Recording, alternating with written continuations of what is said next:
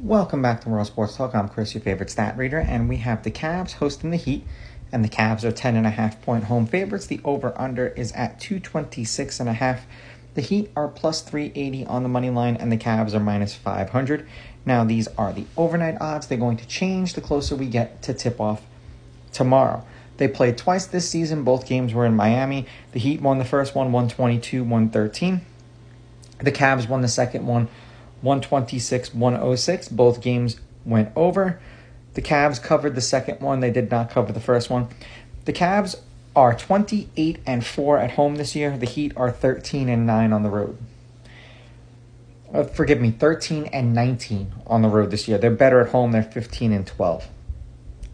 Lineups for this game are supposed to be Mitchell, Hero, Burks, Anderson, and Bam. And then the Cavs did not input a lineup because, they want to just irk me a little bit. But they did play today. They're in Chicago. So we're going to roll with who they started, which was Strus, Hunter, Allen, Mitchell, and Garland. The NBA and all of these teams have 30 minutes before the game tips off to tell you who is actually going to play in this game. And when it's a meaningless game to certain teams, or you're worried that they're going to rest the starters, just wait until the game tips off. See who's on the court and see how the rotation's going. If you let it pass for a quarter, it'll kind of tell you everything that you need to know about how the game is probably going to play out. Now, head-to-head, the Heat are 6-4 against the Cavs in their last 10. The road team is 6-4. The favorite is both 6-4 against the spread and 6-4 on the money line, meaning when they win, they cover. The over is hitting their last 4. The over is 6-4, and the under at 226.5 is 7-3. The Heat are 4-6 in their last 10, 5-4-1 against the spread. The over is 6-4. They're 3-1 in their last 4 games overall, and they've covered the last 4 games that they've played. There was a total of 240, 245, 228, and then 196. And this is where this year's NBA is. You get games that you're lucky if they hit 200, and then you get games that are almost hitting 300 or mid 250s. 22-point win over the Hawks. 5-point win over the Pacers, 4-point loss to the Knicks, 16-point win over the Wizards. But who isn't beating the Wizards right now, especially when they're trying to, I don't want to say tank, but we all know they're not trying their hardest.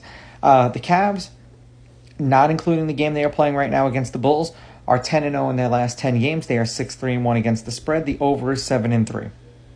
252. Then we have 204, 239, and then 262 points. 6-point win over the Grizzlies, pushed. 40-point win over the Magic, they covered. 7-point win over the Celtics, they covered. And then a 4-point win over the Blazers, they did not cover. And the game with the Bulls, they are up by 1.